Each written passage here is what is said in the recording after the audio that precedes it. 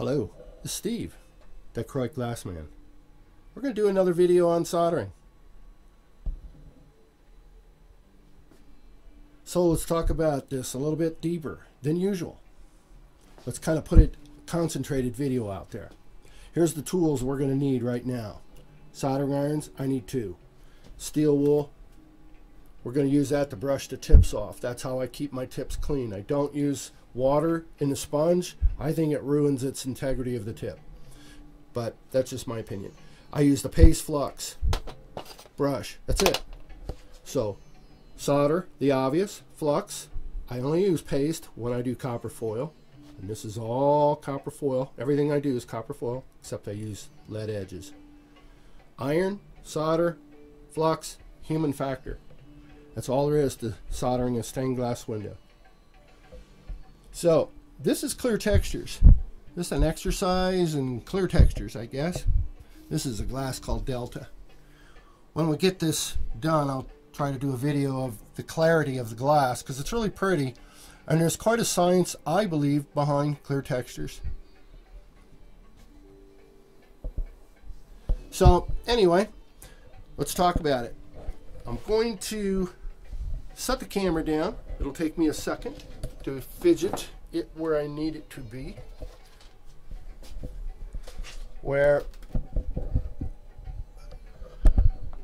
Okay,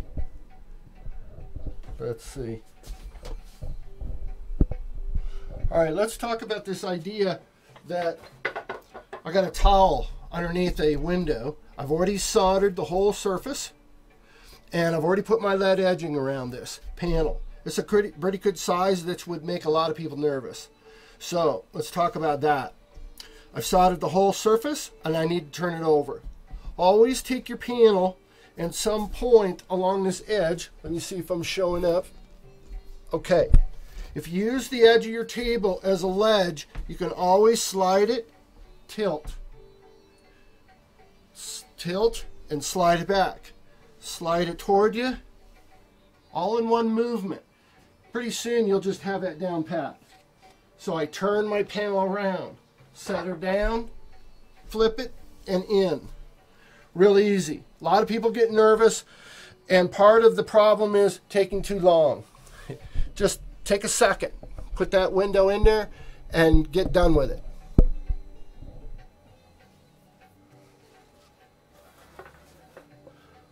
Okay. Components, in order to succeed, are very few in this game of soldering. So, if you're not soldering well, it's either the solder, the iron, the flux, or you. So, you know which one it generally is. Okay. Since it's cold in my shop, it's 68 degrees. If you have a shop that's cold like mine, a lot of people I know can't even do stained glass in the winter. I'm grateful that I have the ability to at least do this under these circumstances. It'll be warmer here in a minute. Always be aware of the temperature, because a hot iron on cold glass, you know the deal, pops the glass. So what I'm doing is I'm taking my flux, putting it on my pieces. Let me make sure I got my range. My range of some steel wool up the top. Good spread. Okay. I cleaned the tip off. I'm using Weller irons now. Dang it, I'm not advocating the Inland, my favorite iron in the world, because I don't know if they're still selling them or not.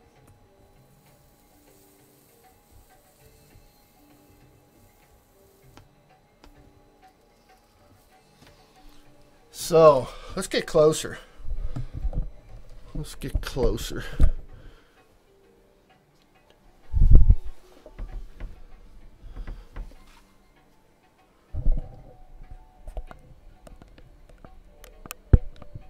Okay, so we're going to stay in this range right here. So my range, yikes. Okay, well, my piece is fluxed.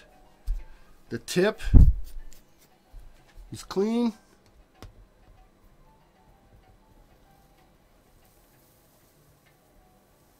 You want to treat this iron very light. Basically, I let the iron just glide over the surface. It's got to be hot enough to go this fast. I'm not using a rheostat, and I will be, once I get going, I'll be using 2 irons at a time, because these irons don't have as good as a rebound as the inland. They do not recapture their heat as quickly. Might be a different kind of a technology, I don't know, doubtful, but hey, giving it the benefit. I'm not the engineer. Don't dilly-dally. Move along. Dilly-dallians were the glass cracks. Hanging out too long. Too futzy. Get out of there. I'll take a lot of passes, especially with this irons. I'm not confident with these Wellers yet. I mean, trust me, I've used them before, but I put everything into those inlands, and I love those inlands, so I sure wish them the best coming back and bringing out what I believe is the highest quality iron you can buy for $20 range, $25 range that I would put up. What can I say? Haven't tried the big dogs, the Hakos, and in quite a while. I've tried them as well. Good iron. I just haven't checked them out lately. Maybe we'll hear some feedback. If you're having good luck with an iron, let me know. It's time to explore new horizons. Okay, I like to. Let's talk about the solder. You want to make sure that your solder. That your solder touches the barrel, not the piece. That sounds kind of funny or minimal. Trust me, I've done it. Okay, you're putting the solder on the tip and just letting it go down. You get a pretty good bead just keeping up with it. If you see a little wrinkle or a thing that you're not happy with, that wasn't hot.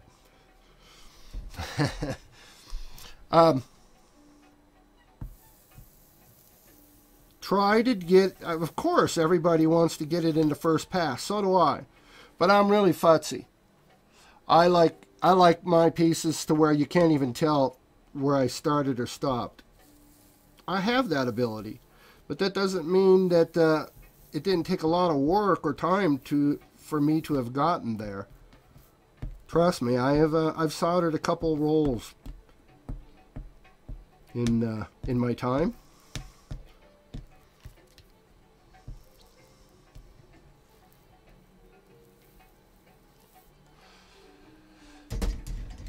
Swapping irons, going back. I'm just moving the flux around. I haven't put it, that brush hasn't been in the tub, but because you're soldering, you're almost liquefying what you had on there previously. Just move it around. And often that's just all the more you need. Kind of keeps you aware, by the way. You know, this out of sight, out of mind thing. Well, if we take it figuratively, if we don't practice currently, we're going to, they're again out of mind. So give yourself a routine. Brush it anyway. Don't introduce any more flux, just brush it anyway. And create some sort of a methodology that brings quality to your table and whatever you perceive as quality. There again, it's all based on interpretation or how we feel about it.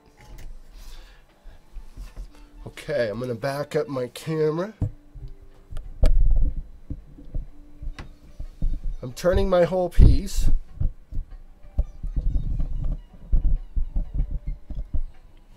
And we're going to go from there to my steel wool.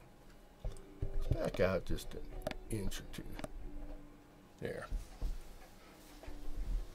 This iron is slow, but it's I do like it. Not bad-mouthing this Weller iron. I've been using the Inland for over 10 years, and I love that iron, so no big deal.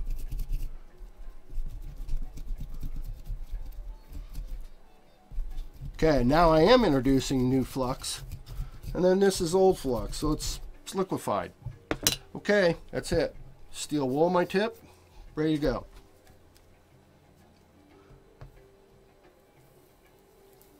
Very light.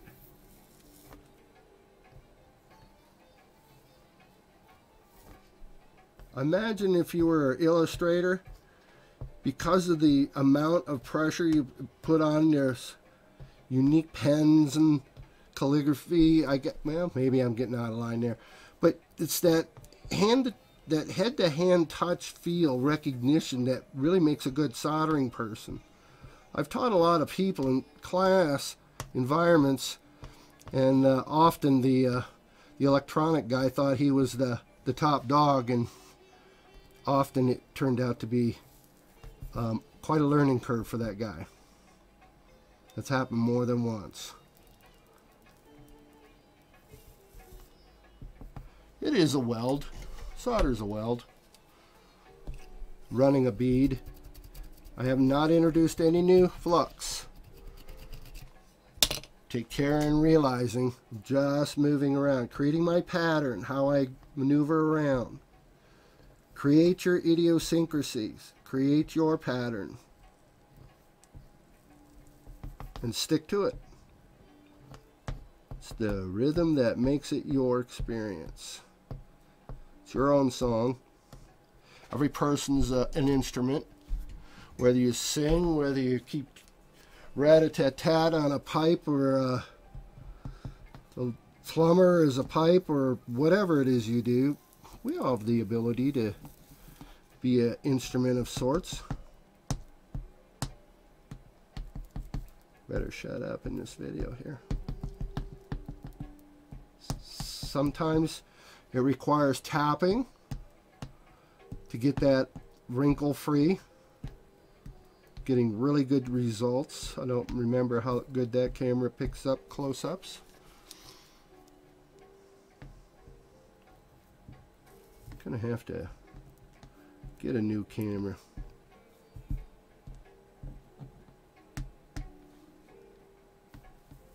Standards keep getting better. Okay, it's really cooperating well. There's no spitting. I'm wearing glasses. It's a good idea for you folks to be wearing glasses. Anyhow, there again, create a pattern, safety. No new flux. I know this sounds redundant to even talk this, but constantly reinforcing that. Slow. I love soldering. It's very therapeutic. It's kind of a Zen thing to quiet the mind down to.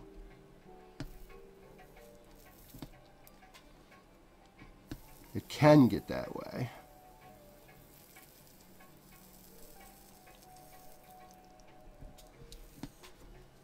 It's kind of magical for me. We're working with gold.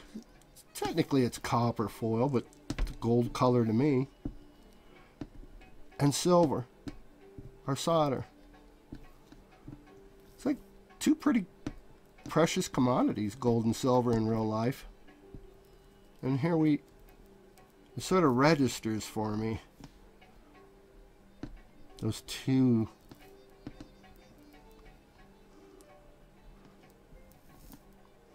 Gold and silver. Okay, I'm getting an air bubble in there, so swapping out iron. See, I only get about 3, not very long a pass, maybe 3-4 inches in a pass, so versus the Inland I was able to get a longer.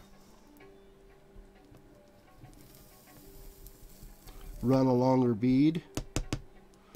Tap that back in. If you don't like the wrinkles, then just tap them. Often that will bring that right up to snuff. You see me another thing is I'm constantly putting solder on my iron.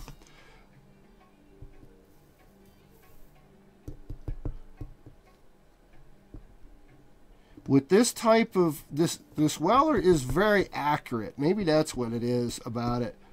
It means business. From that point of accuracy, I'm telling you, the iron is very, very light. So it gives you this. Okay, what I'm doing with my X-Acto knife is my copper foil overlapped. And I cut that out. I call them glitches, right on the spot. I am not bringing in new flux. Same mellow tone here. I know. Basically, sometimes with the flux that you got, if you did put on, just go ahead and bring it into another area that doesn't have any, within close proximity.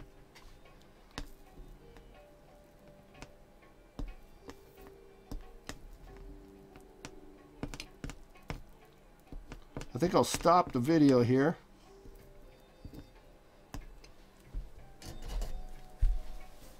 Bye-bye.